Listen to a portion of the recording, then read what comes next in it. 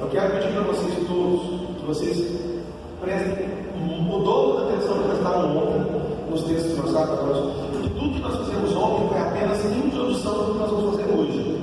A igreja não é regida pelo Antigo Testamento, nós vivemos uma nova aliança, com base nos mandamentos que são dados no Novo Testamento.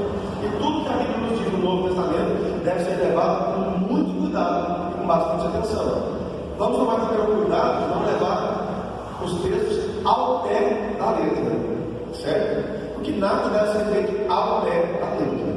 Nós devemos interpretá-los com seriedade, com retidão, agradando a nós ou não. Nós temos que aceitar a reta interpretação dos textos do Novo Testamento, porque todos eles dizem respeito a nós.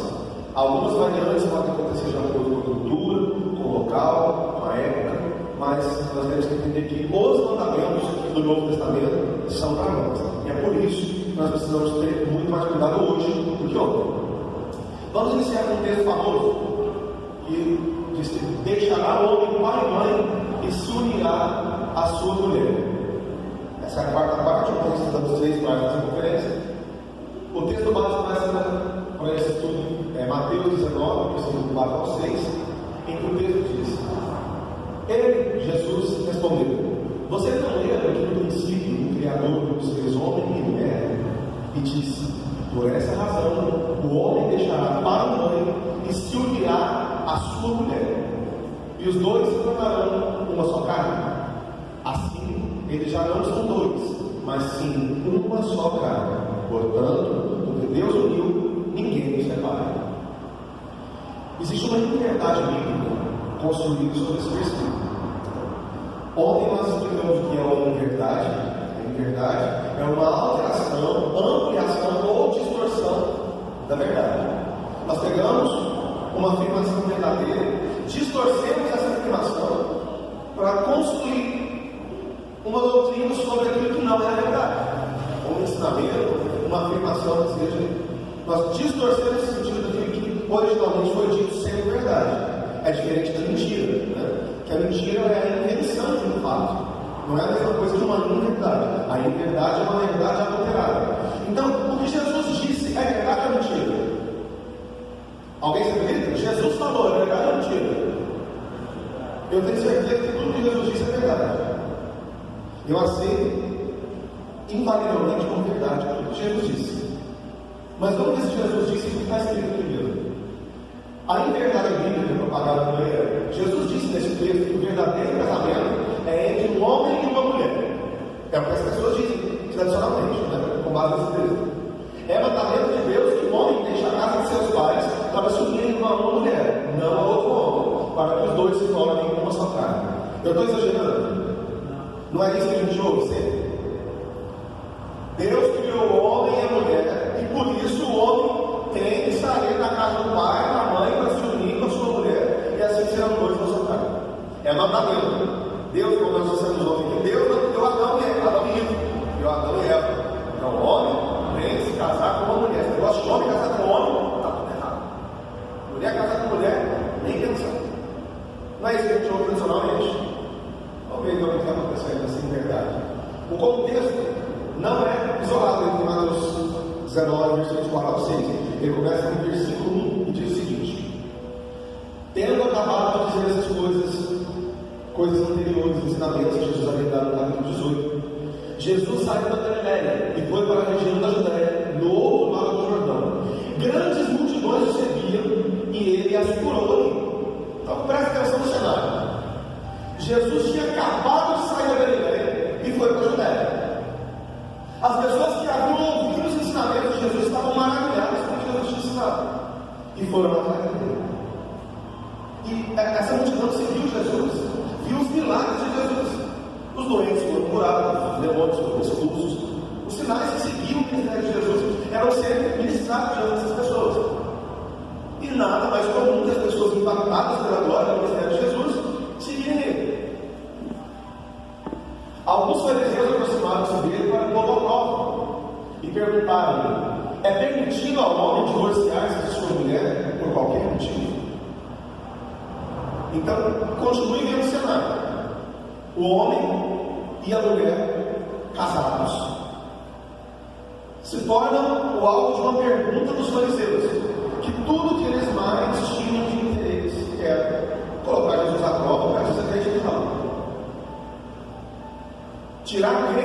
intimidade de Jesus, para que as pessoas não seguissem ele mais. O ciúme, a inveja dos fariseus, vendo as multidões seguindo Jesus, movem o seu coração para que eles façam um teste com Jesus, para envergonhar. E esse é o cenário onde a coisa toda está acontecendo. E diante da pergunta dele, Jesus respondeu: vocês não leram que no princípio o Criador os fez homem e mulher? Na meditação de Gênesis 1, versículos 27 e diante. Por essa razão, o homem deixará pai e mãe e se unirá à sua mulher, e os dois se tornarão uma só carne.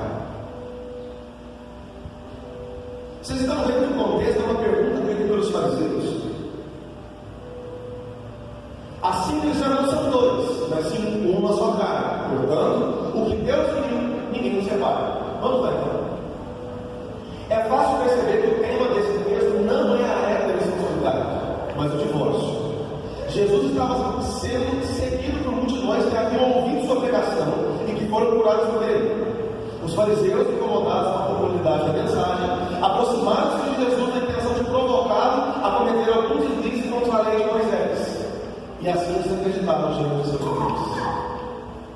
Gente, qual é o assunto que está sendo tratado? Jesus está instituindo o casamento heterossexual aqui nos textos. O foco da mensagem, o foco da pergunta dos fariseus, tem alguma coisa a ver com homo ou heterossexualidade? Uma das primeiras regras da hermenêutica bíblica é que só se pode interpretar um texto depois de descobrir a razão desse texto está na Bíblia. Não se pode dar um sentido adicional àquilo pretendido pelo autor ou pelas pessoas que estão envolvidas no diálogo. E aqui a razão, o cerne, o miolo, o núcleo da conversa toda é casamento e divórcio, mais focado no divórcio. A pergunta é essa: é lícito que um homem se divorcie da sua mulher por qualquer motivo? Mas aí parece que a pergunta que foi feita na ocasião foi: mestre, com quem é que um homem deve se casar? Com outro homem ou com uma mulher? Não é isso que o texto está dizendo. O que gira em torno dele nós vamos ver até agora. No versículo 3 é exposto o tema central, a pergunta ao redor da qual gira todo o discurso de Jesus nos versículos seguintes: é permitido ao homem divorciar-se da sua mulher por qualquer motivo? A resposta de Jesus nos versículos 4 e 5 é precedida por uma introdução que diz: vocês não leram que no princípio o Criador os fez homem e mulher, e diz: por essa razão, porque o Senhor criou homem e mulher, o homem e a mulher devem se unir em casamento, não deixará o homem, seu pai e sua mãe, se unirá a sua mulher, e os dois se tornarão uma só carne. Isso é a introdução. A resposta vem agora. E finalmente no versículo 6 ele responde a pergunta: portanto, o que Deus uniu, ninguém separa. A resposta do Senhor é: ninguém deve se separar da mulher por qualquer motivo. Não foi essa a pergunta? Vamos ver o que os próximos versículos concluem. Não satisfeitos com a resposta, os fariseus replicam no versículo 7. Então, por que Moisés mandou dar certidão de divórcio à mulher e mandá-la embora? Mas eu não posso me separar da minha mulher. Por que então a lei de Moisés me autoriza? Dá uma carta de divórcio para a mulher e mandar ela embora para a casa do pai, para a outra, quiser, se faz para não é mais responsabilidade minha. A intenção é aceitar Jesus, é fazer escorregar as palavras. Porque naquele tempo não existia destaque na vida de ninguém para ser uma pessoa usada por Deus. Um judeu, ele era medido pelo conhecimento que ele tinha da lei. Se ele errava na lei, ele era uma pessoa sem crédito algum. Porque a lei dizia que se alguém guardasse toda a lei, mas errasse um ponto só, se tornava culpado dela toda. E Jesus, então, em um deslize, poderia ser acusado de pecar contra toda a lei de Moisés. Vamos lá? E Jesus responde, ou seja, por que então que Moisés escapou a dar uma carta de divórcio para a mulher? Por causa da dureza dos seus corações. Mas no princípio não foi assim. E eu lhes digo mais: se um homem se divorciar de sua mulher, a não ser por adultério, que é o único pecado a ser tratado a ser adultério, não é uma possibilidade, tá? E se casar com outra, estará cometendo adultério. Ou seja, se você não tem razão para se separar da sua mulher, e por qualquer motivo, a não ser por adultério, infidelidade, imoralidade conjugal. Se você se separar da sua mulher sem receber isso, você estará condenado por ela. E será que eles gostaram da resposta de Jesus? Como vimos no tema deste capítulo, nada tem a ver com heterossexualidade. Jesus não está sancionando como a única forma de relacionamento, de casamento aceito por Deus. O texto nada tem a ver com isso. Mas com o divórcio, que naquele tempo condenava a mulher a uma das duas únicas alternativas: mendigar ou prostituir-se. É o que restava para uma mulher divorciada. Abrimos aqui um parêntese para a razão de Jesus se posicionar contra o divórcio. Uma mulher divorciada não era aceita de volta pela família facilmente, pois seu divórcio era uma vergonha irreparável. Rejeitada pelo marido, sem direito à alfabetização, a não poder ou sequer mudar no mercado de trabalho, uma mulher divorciada estava condenada a mendigar ou prostituir-se para sobreviver. E será que Jesus queria isso? Será que Jesus podia concordar com isso? Existe possibilidade de nós pegarmos esse texto e dizer que Deus está condenando a homossexualidade, instituindo como normatividade a heterossexualidade. Deus não está se construindo nenhum nem no outro. Não é isso que está em voga no texto. A questão aqui é divórcio. É abandonar uma mulher à mendicância ou à prostituição. É isso que o texto está tratando. O discurso dos fariseus não tirou Jesus. Pelo contrário, a afronta naquele momento deu a Jesus uma oportunidade de pregar sobre um tema ainda não abordado, como o seu cuidado para as mulheres. Jesus nunca tinha falado sobre isso. Ele não poderia de forma alguma simplesmente entrar na lei, confrontando aquilo que Moisés tinha permitido que os homens fizessem. Mas nesse momento, questionado, ele disse: olha, agora a oportunidade é essa. Se eu não falar agora, eu nunca mais vou poder falar a respeito disso. Mas alguns discípulos se perturbaram ainda mais. Presta atenção. A conversa era com os fariseus e os discípulos assistindo. Eu imagino eles todos admirados com a sabedoria que Jesus respondia, mas o coração deles ficou ainda mais perturbado com o rigor das palavras de Jesus, da resposta. E disseram para ele no versículo 10: Senhor, se essa é a situação entre o homem e a mulher, é melhor nem se casar. Seu caso com a mulher vai me dar canseira, vai me dar despesa, não vai ser uma boa história, uma boa dona de casa, não vai me dar aquela assistência que eu mereço, não vai cuidar de mim do jeito que eu preciso, e eu ainda não posso me separar dela. Vou casar não. Para que isso? E hoje isso é na moda, né? Tá melhor que casar não, porque está trabalho demais. E acaba que nem todo mundo está trabalhando. A capacidade de Jesus de transformar situações embaraçosas em oportunidades de pregação é singular. Só Ele tem isso. Só Ele é capaz de fazer com tanta grandeza. Diante da afirmação de que é melhor não casar, sua resposta nos versículos 11 e 12 traz à luz o caráter inclusivo do Evangelho. É a primeira vez que Jesus vai falar de inclusão no sentido mais estrito da palavra. Primeiro ele inclui as mulheres que estavam sendo jogadas fora quando os maridos estavam cansados dela. Por qualquer razão eles queriam se separar. E agora Jesus vai incluir pessoas que até então eram vistas como pessoas anormais, aberrações, abominações diante da sociedade. E se isso lhe parece familiar, não é melhor conhecimento. Olha as palavras de Jesus. Nem todos têm condições de aceitar essa palavra, somente aqueles a quem isso é dado. Alguns são eunucos porque nasceram assim, outros foram feitos assim pelos homens, outros ainda se fizeram eunucos por causa do reino dos céus. Quem puder aceitar isso, aceite.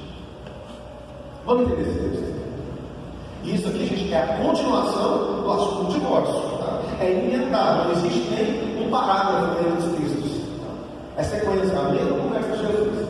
Clemente de Alexandria, um dos pais da igreja, alguém que não sabe o que são os pais da igreja, os primeiros teólogos da igreja, lá nos primeiros séculos, entre o século I e o século IV, até meados do século IV, os primeiros teólogos são considerados os pais da igreja. São homens que são responsáveis pela construção da teologia cristã, propriamente dita. Porque foi através deles que se reconhece a autoridade de textos bíblicos que seriam aceitos ou não, de igrejas que seriam ortodoxas ou não, igrejas que teriam validade, aceitação no meio do cristianismo ou não. se eram igrejas, se eram seitas, com base no ensinamento deles, é que a igreja construiu a maioria dos seus dogmas. E Clemente de Alexandria, um dos pais da igreja, sobre esse texto diz: alguns homens, desde o seu nascimento, têm uma natureza a afastar-se das mulheres, e aqueles que o eram naturalmente faziam bem em não se casar. Esses são os eunucos a partir do nascimento. Isso está registrado nesse que nós chamamos de terceira, capítulo 1, versículo 1, que é uma das grandes obras teológicas, uma das 8 obras teológicas de Clemente de Alexandria. Então, na intenção de um dos pais da igreja do quarto século, do terceiro, aliás, esse faleceu em 250, um dos pais da igreja do terceiro século, entende, com base nesse texto de Mateus 19, nessa afirmação de Jesus, que alguns homens, desde o seu nascimento, têm uma natureza de sentir repulsa às mulheres. E esses homens fazem muito bem não se casar. Porque esse negócio de pedir para durar e casar com mulher para ser aceito na igreja, lá no final dá ruim sempre, de duas uma. Ou o camarada não vai ser um bom marido, no sentido desse livro da palavra, ou ele vai viver uma vida dura, sendo o marido em casa e a mulher com ele. Isso nunca acaba bem. É melhor que nesse caso? Homens que têm uma natureza a afastar-se das mulheres. É isso que Clemente de Alexandria trata como sendo os eunucos, né? Na história secular, fora do meio teológico, do meio cristão, os eunucos, em hebraico saris, eram muitas das vezes pessoas atraídas pelo mesmo sexo, ou pessoas que não se identificavam com a realidade do seu sexo biológico. Está na coisa do século XXI, tá, gente? Essa coisa velha, é coisa muito antiga. Os eunucos sempre foram vistos dessa forma. Sempre foram homens muito femininos, muito delicados, muito afeminados, e alguns até chegaram a não se identificar como sendo do sexo masculino. Certo? A palavra hebraica saris refere-se tanto a eunucos de nascimento como a eunucos castrados, feitos pelos homens. Em sua resposta aos discípulos, Jesus disse que alguns são eunucos porque nasceram assim. Quem é que vai brincar com isso? Tem crianças de 2, 3 anos que a gente vê, quando começa a andar, quando fala com o primeiro papai, o primeiro mamãe, vai. E é interessante que no Antigo Testamento, os eunucos não podiam nem participar de uma reunião no templo de Jerusalém. Os eunucos não eram aceitos no culto a Deus. Continuam não sendo na maioria das igrejas. Sim. Os hermafroditas não são citados na Bíblia em nenhum lugar. Mas uma coisa que nós precisamos ter como justiça, como coerência, é que tanto hermafroditas quanto os transexuais, eles não escolheram essa condição. É impossível tratá-los como culpados da sua condição. Então eles devem ser amados, respeitados, e as causas que não são reveladas, elas devem ser deixadas porque Deus ajuda, porque Deus cuide dessas situações. Eu tenho certeza que ninguém escolhe nascer com as duas genitálias, assim como ninguém escolhe não se identificar com o seu próprio sexo biológico.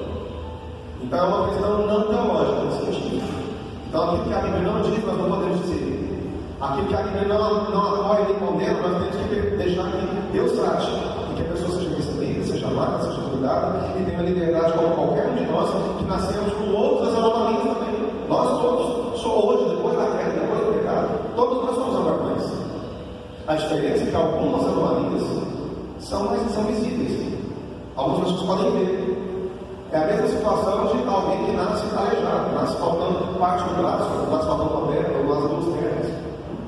O Antigo Testamento diz que nenhuma pessoa com deformidade podia fazer parte da reunião.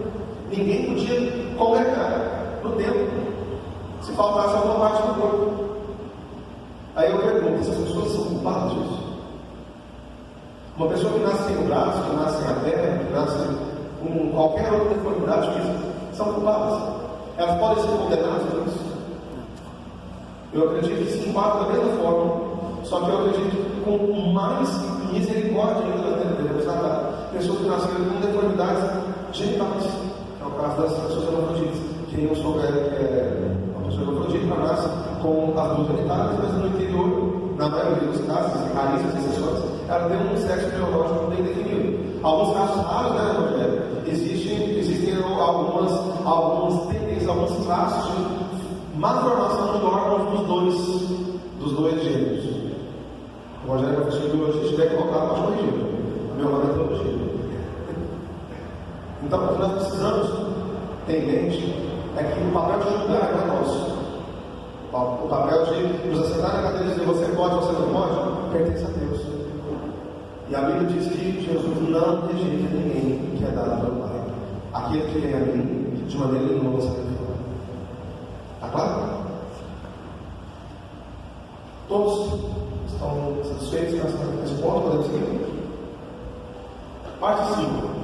Relações contrárias à natureza. Quem é aqui que a gente pode citar?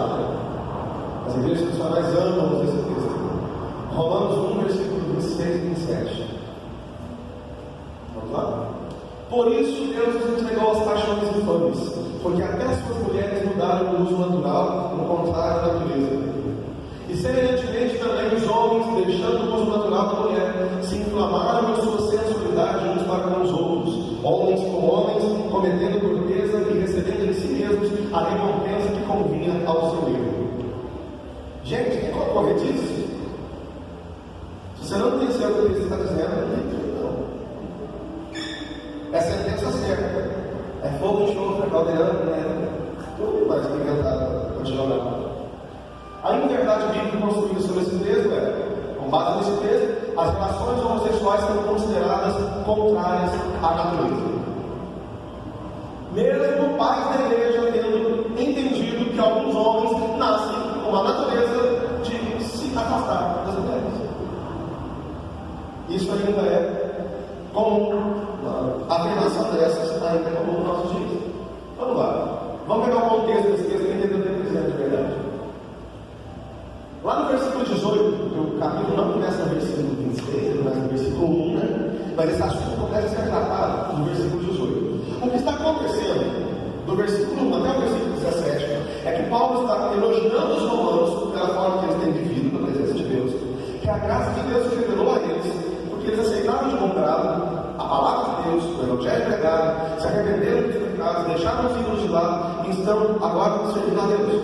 Isso é um elogio. Ele está falando como a bondade de Deus alcança as pessoas que deixam o pecado, a idolatria, para estar na presença de Deus. E aqui no versículo 18 começa em contraste com isso. Portanto, a ira de Deus é revelada nos céus contra toda a impiedade e injustiça dos homens e trocam a verdade pela injustiça. E o que é isso? Pois o que de Deus se pode conhecer é manifesto entre eles, porque Deus se manifestou. Ou seja, as pessoas estão jogando Deus, sabendo quem é Deus. Aquilo que se pode saber de Deus, Deus revelou. Ou seja, ele está falando de pessoas que têm consciência do que é a existência de Deus.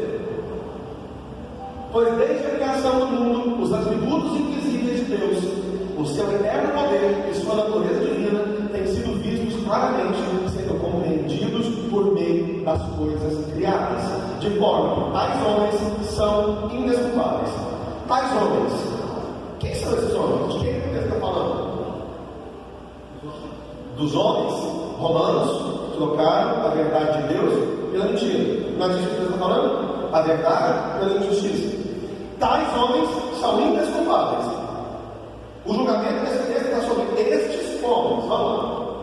Porque tendo conhecido a Deus, não glorificaram como Deus. Eles conheceram Deus através das coisas criadas, dos atributos invisíveis de Deus revelados na criação, e não quiseram servir a Deus.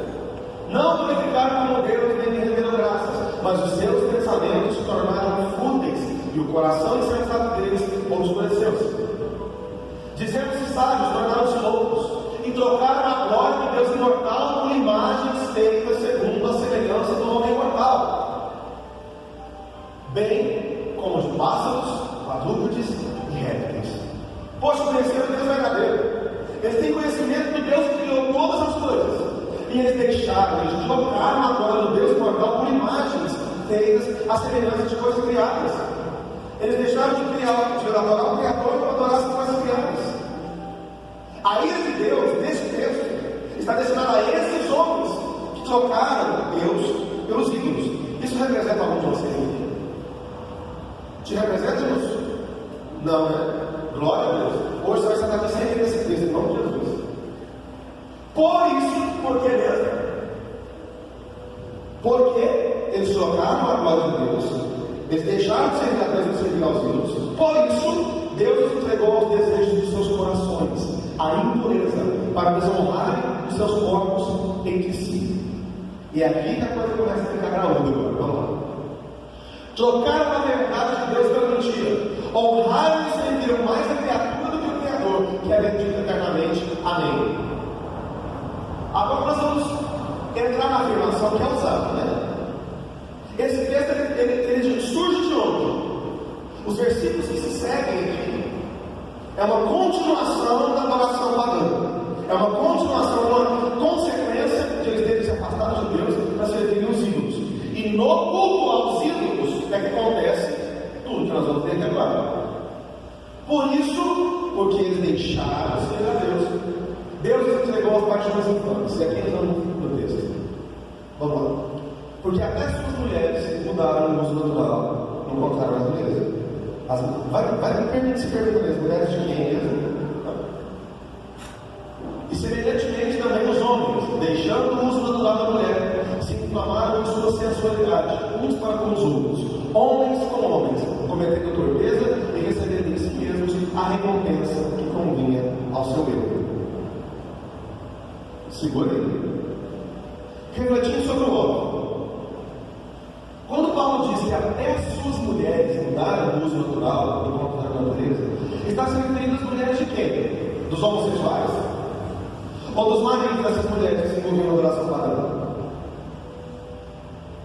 As mulheres desses homossexuais deixaram o uso natural do corpo da natureza. Isso cabe no texto?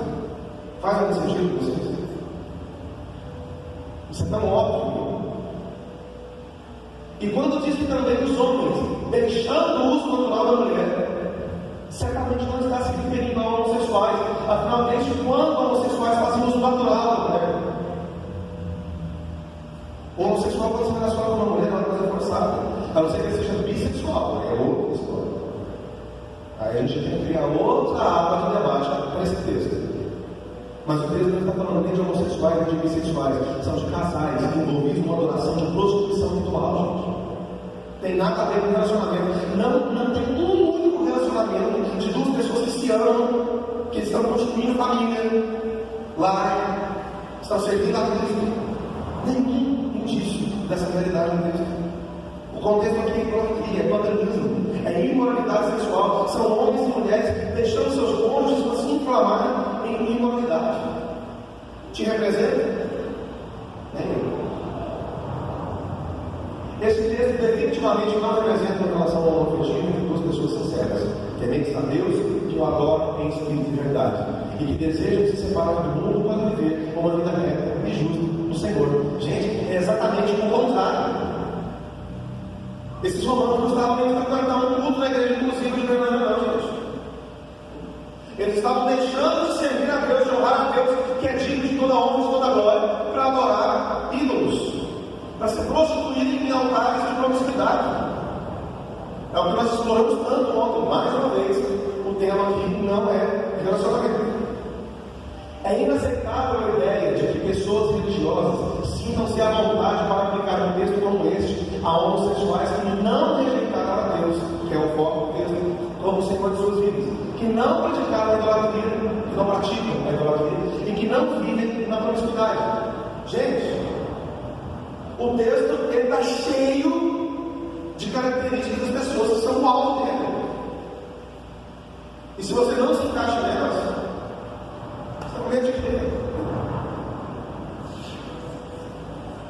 Opiniões acadêmicas. Vamos ver que grandes teólogos, pessoas que estudaram muito mais que eu, muito mais que você, e que tiveram diploma, doutorado, mestrado, uma pós-graduação, tiveram condições, bagagem teológica para afirmar alguma coisa, para que não fique só nas nossas palavras. Bíblia de estudo David. Renan podia ter deixado a Bíblia dele aqui ontem, acho que não deixou não. A Bíblia dele é David. Das muitas Bíblias que nós estamos usando aqui, é a David que nós está exposta de ver. Editado e distribuído no Brasil inicialmente pela CPAD, Casa Publicadora das Assembleias de Deus, eu não tenho de inclusive, tá? E depois pela editora Atos, a Bíblia Drake, edição de 2009, traz uma nota de rodapé, na página 1700 799, a seguinte interpretação sobre Romanos 1. Esse tipo de idolatria tem sido a raiz de toda a imoralidade abominável dos pagãos. Os ídolos têm sido os padroeiros da licenciosidade. Quando davam forma humana a seus deuses, eles os dotavam de paixões e desejos e os representavam como escravos de infames perversões sexuais e como possuidores de poderes ilimitados de satisfação sexual. Deus permitiu que eles se entregassem a pecados homossexuais e perversões desse tipo. É só se desenhar, né? Para entender. Isso aqui é a opinião de teólogos que relacionam isso. Não é um homossexual escrevendo. Não é um pastor inclusive escrevendo. E para quem quiser confirmar, aí, Bíblia na página 1799. Outra obra, dá só pegando um gancho, por favor, Deus permitiu que eles se entregassem a pecados homossexuais. Aí está vendo? A própria obra está dizendo que a homossexualidade é um pecado. Não existem pecados heterossexuais. Há pecados homossexuais e pecados heterossexuais. A prostituição heterossexual é tão pecaminosa quanto a prostituição homossexual. A promiscuidade heterossexual é tão pecaminosa quanto a promiscuidade homossexual. A idolatria de heterossexuais é tão grave quanto a idolatria de homossexuais. Ou seja, o problema não está na sua sexualidade, está na forma que você vive a sua sexualidade. A Bíblia e a sexualidade humana é uma outra obra teológica do reverendo Dr. Anthony Bosnick, doutorado em Teologia Moral e Direito Canônico, cara dessa área de outra coisa. A obra foi publicada pela editora Thomas Press em 1977. Bosnick faz as seguintes considerações contextuais sobre Romanos 1.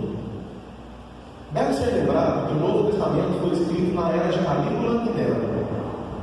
Paulo era contemporâneo de Petrônio, cujo satírico, juntamente com os escritos de Juvenal e Martial, apresentavam uma lívida descrição da vida pagã no primeiro século. Prostituição, masculina e feminina, era comum.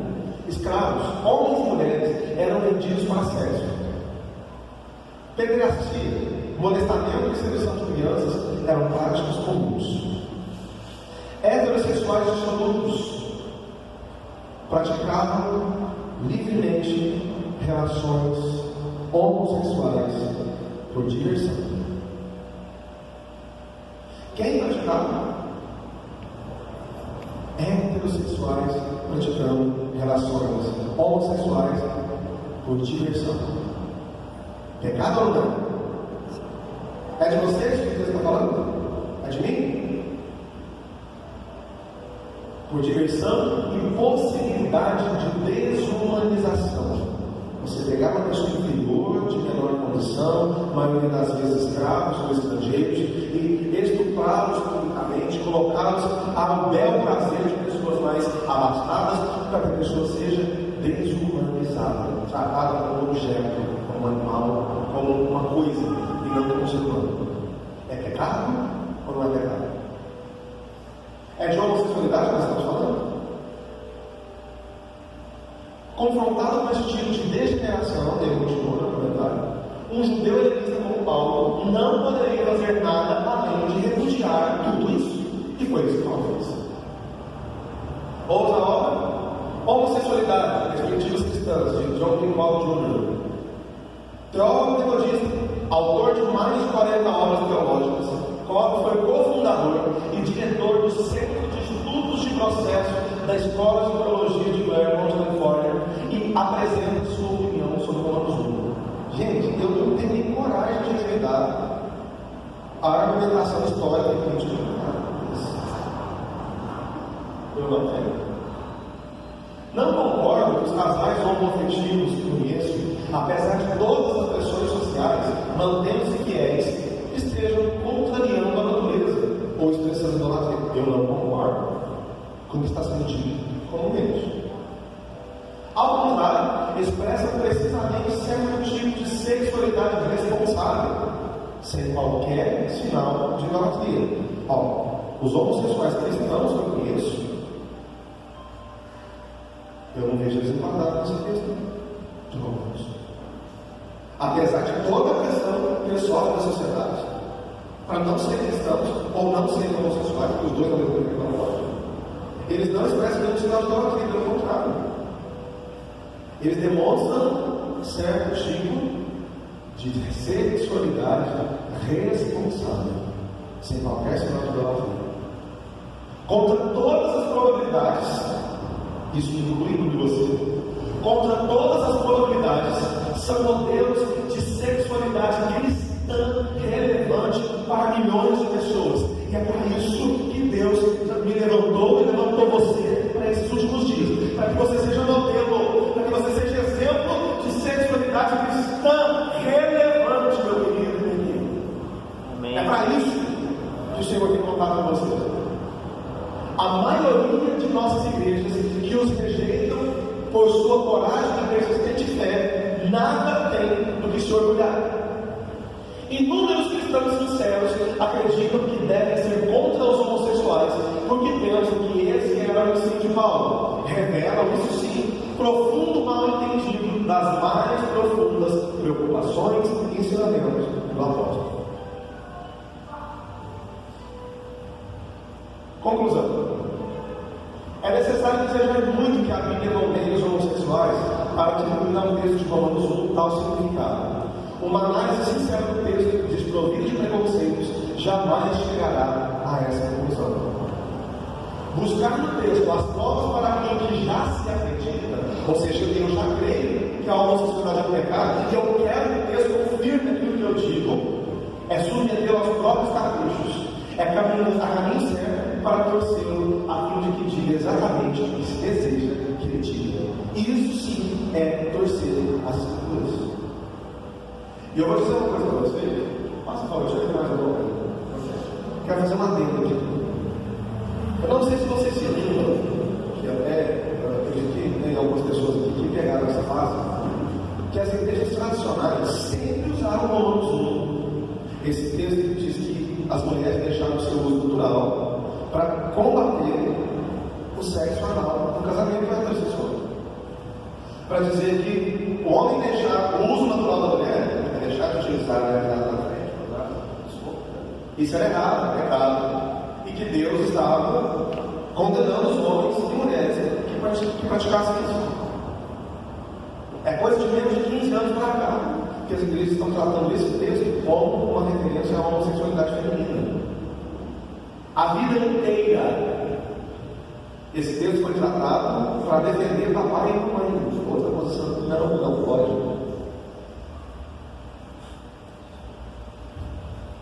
Essa é a palavra, absurdo. Mas, convenientemente, agora nós precisamos mudar a direção do texto, porque agora os homossexuais não são mais pessoas de gueto. Os homossexuais agora não precisam mais se esconderem para serem pessoas de sucesso. Os homossexuais agora não precisam fingir que vivem com um amigo que é como se fosse um irmão para serem aceitos na sociedade. Agora os homossexuais se casam, agora eles têm vida pública. Agora os homossexuais eles dirigem grandes empresas e até grandes igrejas. Eles pelos homens, são aqueles que foram castrados para servirem aos seus senhores, vocês vão entender já. Outros ainda se fizeram eunucos por causa do reino do céu. Escolheram não se casar, escolheram não viver um relacionamento para poder ter a vida livre, para poder propagar o reino de Deus. O próprio Jesus está dizendo que alguns eunucos nasceram assim. Será necessário explicar o que Jesus está dizendo? Nem todos os homens nasceram capazes para o casamento com uma mulher. Enfim, Jesus falou, isso acabou. Não precisa construir teologia em cima disso, não.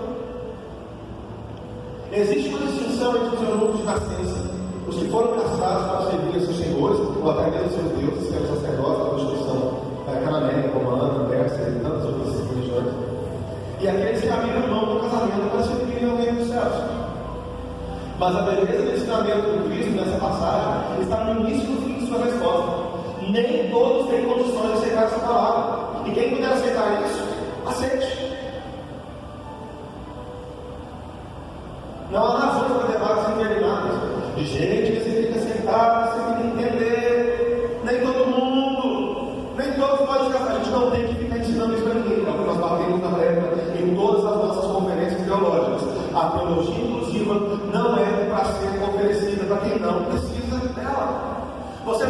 precisa esfregar na cara de ninguém, Jesus te aceita e pronto. Você não precisa brigar, porque quem não te aceita, te aceita. A teologia, inclusive, ela existe para quem necessita dela, para quem não se sente amado por Deus. Isso não é um trabalho de batalha para nós entrarmos em guerras, em disputas intermináveis, com pastores tradicionais, com crentes da igreja A, B, C ou D, que nós temos que provar, cada sua igreja tem que aceitar.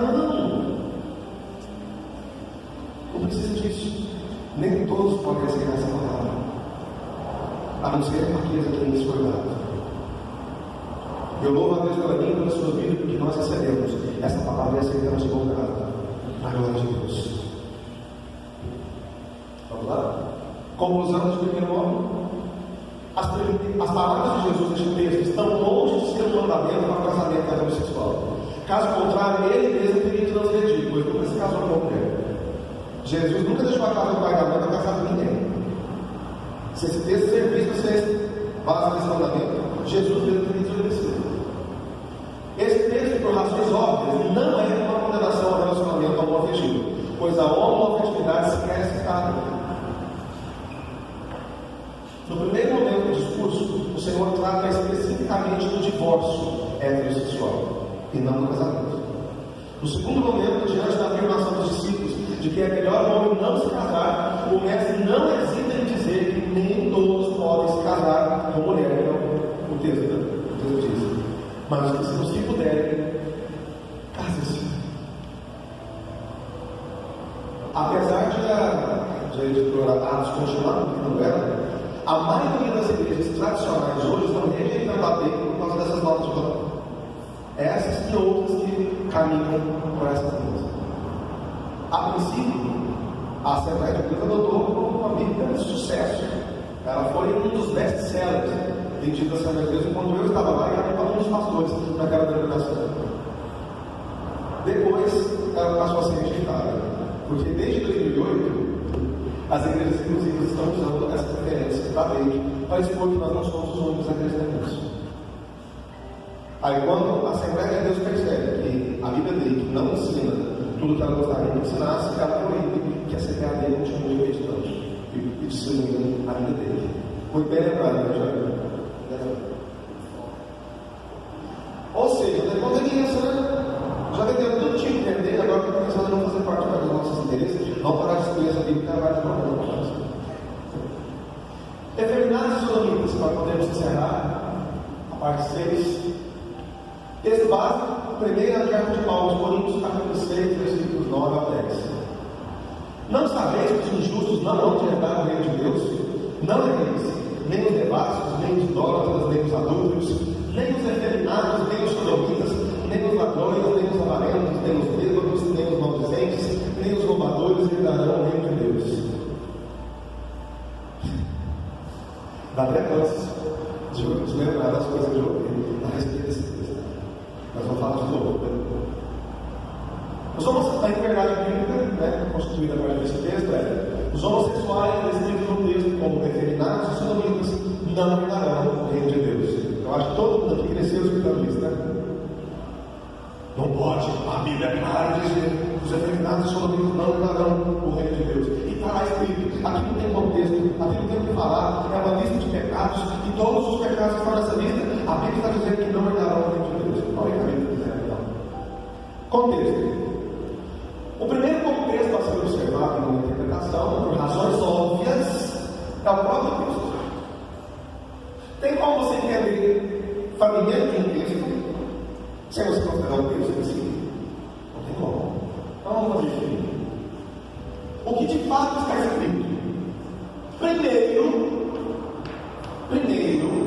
isso que nós acabamos de ver no slide anterior, é uma tradução da pessoa. O Novo Testamento não foi escrito em língua portuguesa, foi escrito em grego. E nós precisamos entender o que está escrito de fato no texto. As palavras gregas traduzidas por efeminados e sodomitas são, respectivamente, malagói e arsenocoitai. Malagói, aqui traduzido como efeminados, é o plural de malacos, que significa literalmente algo refinado, macio ou mole. Malagói pode sim perfeitamente expressar a delicadeza feminina, dependendo do contexto. Pode, mas nem sempre. Acontece que, neste contexto, aplicar malacói a homens afeminados, fazendo referência aos homossexuais, é de uma insustentabilidade absurda, pois nem todos os homossexuais são afeminados, assim como nem todos os homens afeminados são homossexuais. Já começa aqui o equívoco da tradução.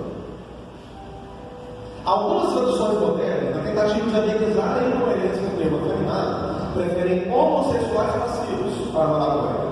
Nova tradução da linguagem de hoje, NVI, NVT, com um monte de outras traduções em língua contemporânea, trazem isso.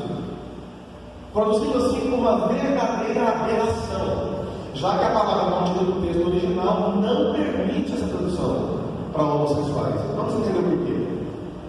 Os escritos de Paulo estão dentro de um contexto em que o termo malacói era também utilizado para descrever os prostitutos sagrados ou mesmo os prostitutos comuns.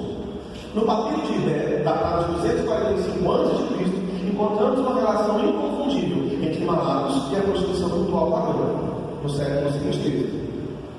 Demofonte e Ptolomeu, salvações, não é texto bíblico, tá, gente? É texto secular, texto não tem nada a ver com religião. Faça todo o possível para me enviar o Altíssimo Petroluz, tanto com as rotas frígias, bem como o resto, os seus instrumentos e aparatos. E se qualquer despesa for necessária, pague e deverá reembolsar a mim, que muito provavelmente também é uma legislação, tá? Deve ser reembolsada por mim, você paga e eu reembolso. Me envie também Zenóbio, o Malacos, com tambores, símbolos e castanholas, pois ele é procurado pelas mulheres para o sacrifício, e deixe de usar roupas tão finas quanto possível. O cara era um eunuco sacerdotal da prostituição pagã, e é chamado na cultura dele de Malacos, o singular de Malacóia. Vamos continuar o evangelho. Uma ocorrência curiosa de Malacos nos evangelhos. Quando esse Malacos é realmente afeminado, é homossexual, é para esse tipo. Uma variação interessante de Malacos aparece em Mateus 11:8, a variação Malacóis, fazendo referência às roupas de João Batista, o profeta que anuncia Jesus. Né? É traduzido como roupas finas e não roupas afeminadas. O que foi ao ver? Um homem vestido de roupas finas, Malacóis. Ora, os que usam roupas finas estão nos palácios reais. Mateus 11, versículo 8. Na nova versão internacional, eu fiz questão de usar essa tradução, porque é exatamente ela que traduz em 1 Coríntios 6:9, Malacói como homossexuais passivos. Por que será que não coloca? Que fosse ver um homem vestido de roupas afeminadas? Por que eles não traduziram da mesma forma, com a mesma coerência, a mesma palavra? Pode seguir? Sugerir que o profeta estivesse usando roupas afeminadas certamente seria uma ofensa e motivos de reflexão por qualquer leitor das Escrituras. Mas a mesma palavra traduzida na mesma Bíblia, de outra forma, de propósito e confortavelmente aplicada aos homossexuais sem nenhum constrangimento. A mesma palavra. E a outra palavra, arsenokoitai, que é traduzida por sodomita, né? É uma palavra aparentemente criada pelo apóstolo Paulo a partir de outras duas. Criada por quê? É a primeira pessoa da história a usar a palavra arsenokoitai, ninguém usou. Paulo foi o primeiro, e muito tempo depois alguém foi repetir. Nenhum outro autor bíblico, nenhum outro escritor secular, ninguém, em nenhum lugar achou arsenokoitai antes de Paulo. Então, aparentemente foi ele que criou essa palavra, o neologismo do estilo dele. A partir de outras duas palavras deles. Arseno, um macho, e coites, programa, ou coito, penetração. Uma tradução literal também diria o homem da cama, ou aquele que penetra. Por esta razão, algumas traduções vertem aqui homossexuais ativos. Muito conveniente. Novamente, estamos diante de uma tradução absurda, como se apenas os homossexuais praticassem a penetração. Heterossexuais não penetram, gente. Só os homossexuais praticam a penetração. É por isso que o sodomita desse texto merece ser vertido como homossexuais ativos. E nós vamos comparar isso com os outros textos, e vocês vão ver como eles têm coerência. De acordo com o contexto, arsenokoitai representa com muito mais coerência o compulsivo sexual do que qualquer homem que pratica penetração. Que é impossível que todos os homens que praticam penetração não vão herdar o reino do céu.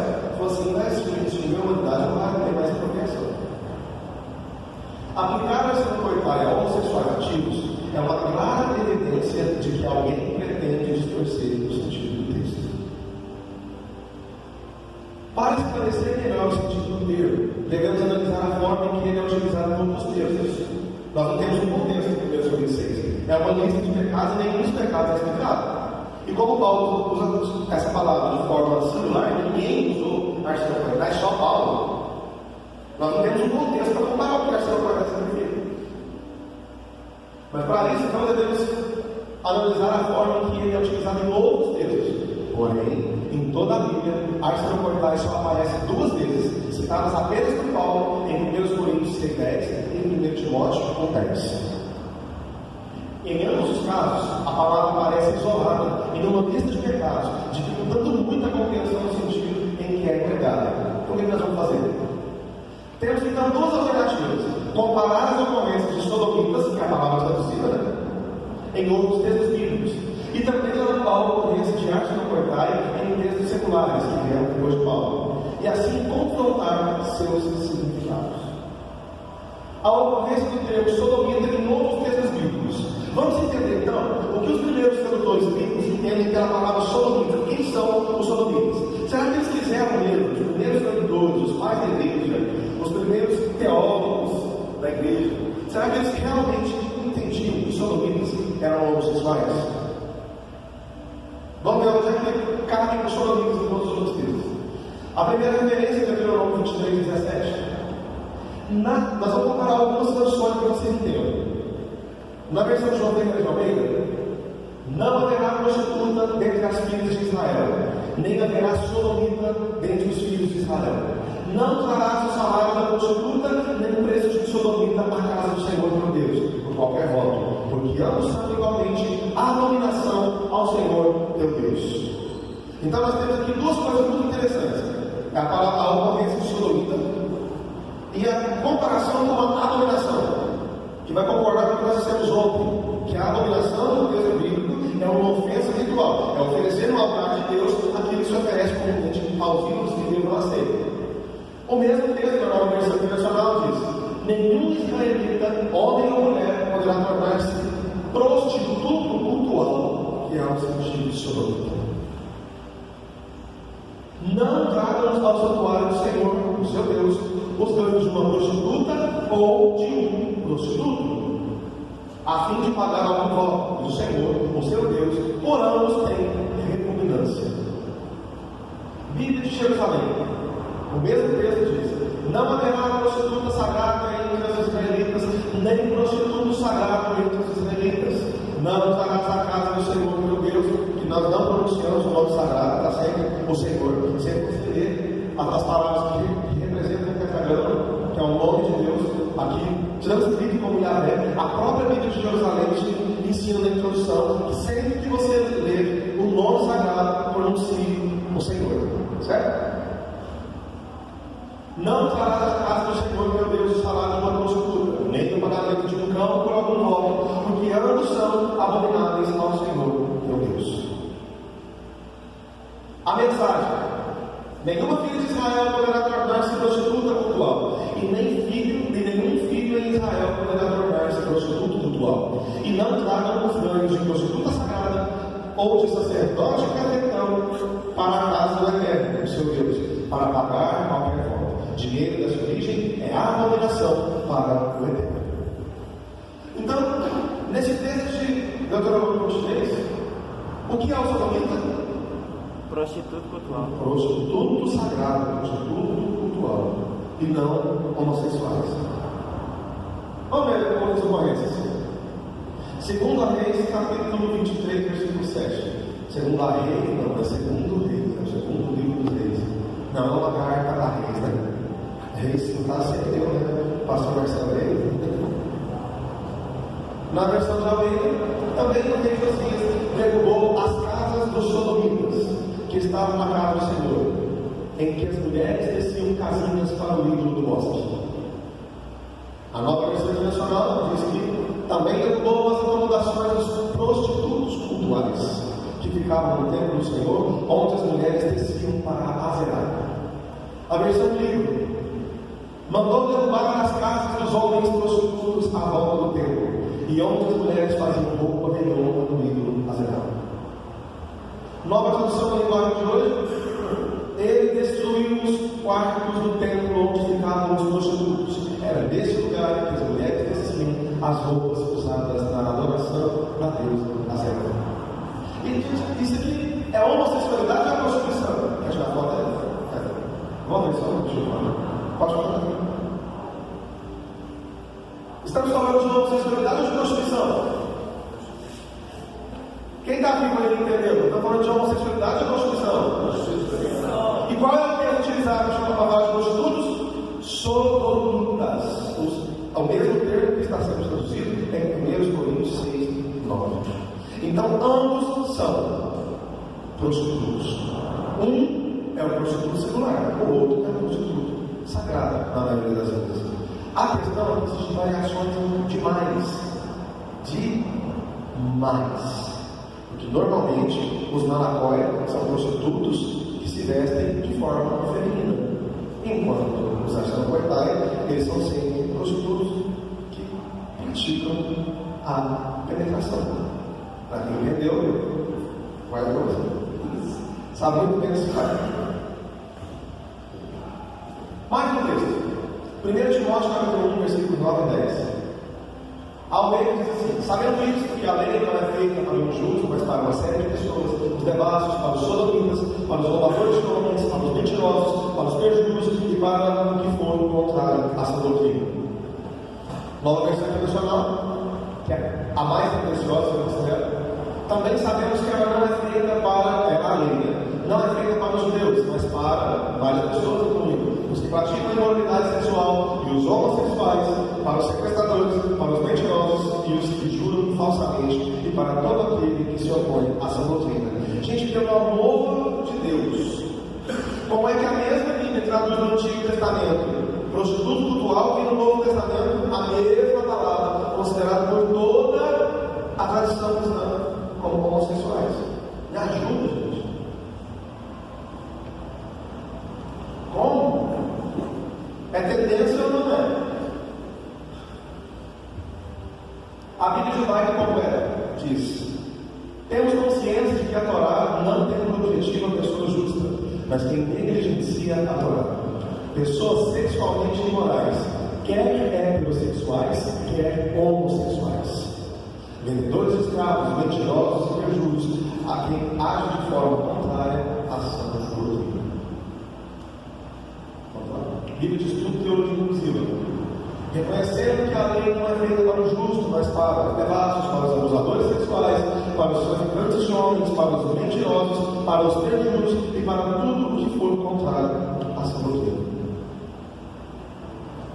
E a Bíblia de Jerusalém, sabendo que ela, a lei, não é destinada ao justo, mas aos impudidos, pederastas, mercadores de escravos, mentirosos, perjuros e para tudo o que se opõe à sã doutrina.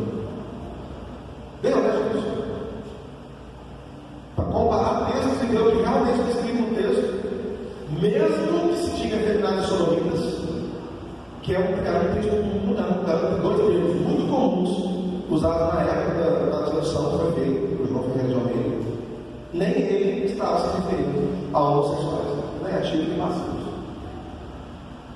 Comparando traduções do texto em questão, de 1 Coríntios 6, versículo 9 ao 10. Vamos ver o que a maioria das Bíblias traduzem para 1 Coríntios 6, 9 ao 10. Bíblia de Jerusalém. No lugar onde está escrito aqui, nem efeminados e sodomitas aparecem, as palavras grafadas de vermelho aqui, vocês vão perceber que são primeiro efeminados e depois sodomitas, como malacói e arçanocoitai.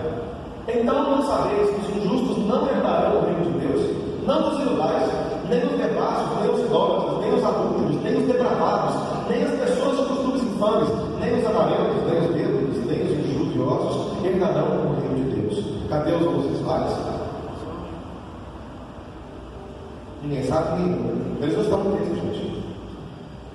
A mensagem: não percebe que esse não é o caminho de se viver? Os injustos que não se preocupam com Deus não farão parte do seu reino. Quem usa e abusa das pessoas, do sexo, da terra e de tudo que não existe, não se qualifica como cidadão do reino de Deus.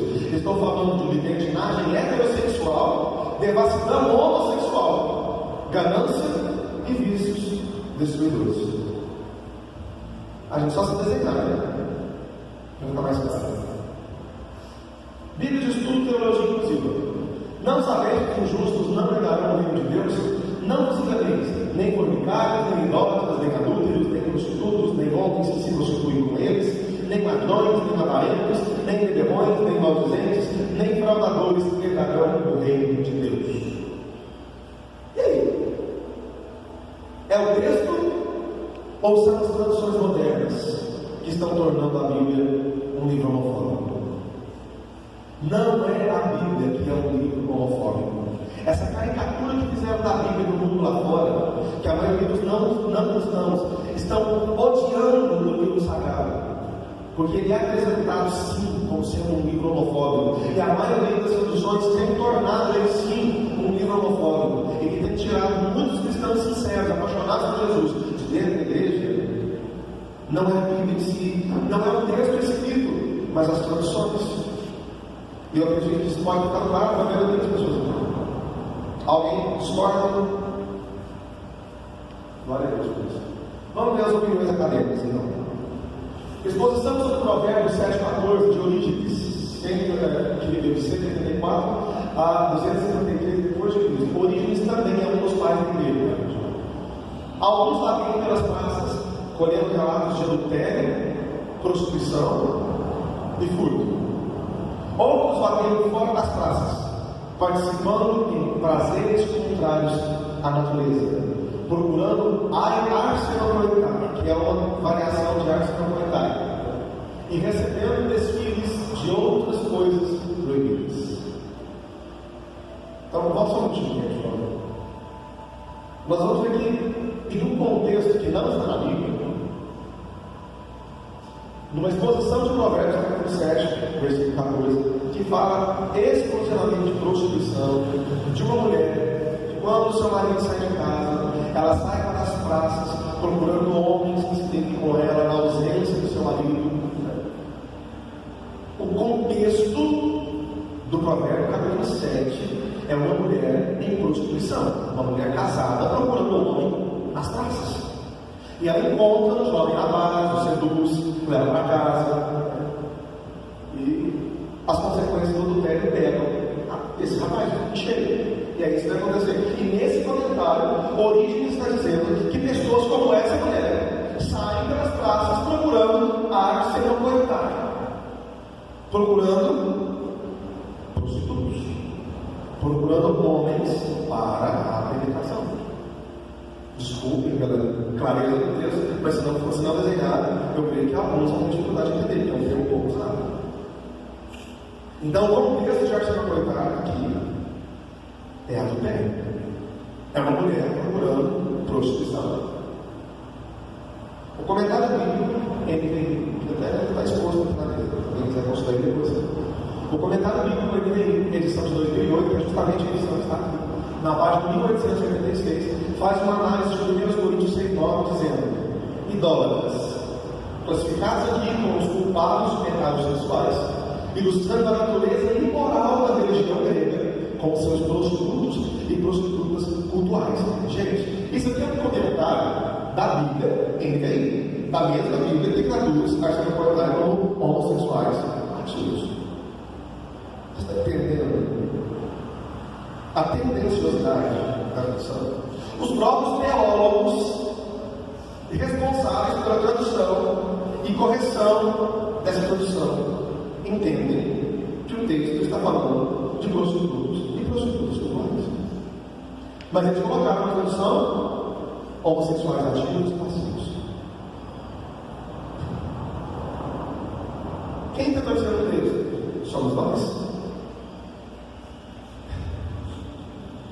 Isso é muito pesado, isso é muito sério. Vamos lá para encerrar. Lindolfo Wingard, na obra do contexto histórico,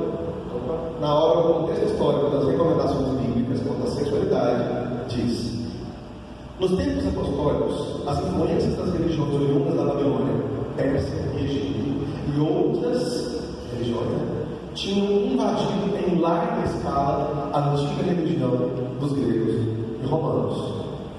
Assim, no tempo do apóstolo Paulo, na cidade de Corinto, para quem foi escrita esta carta, que nós acabamos de ler, longe do lugar de origem dos cultos da fertilidade, existia um templo de Diana, chamado também de Ártemis, no qual atuavam centenas de prostitutas e prostitutos cultuais, que se entregavam sexualmente aos que frequentavam o lugar de adoração.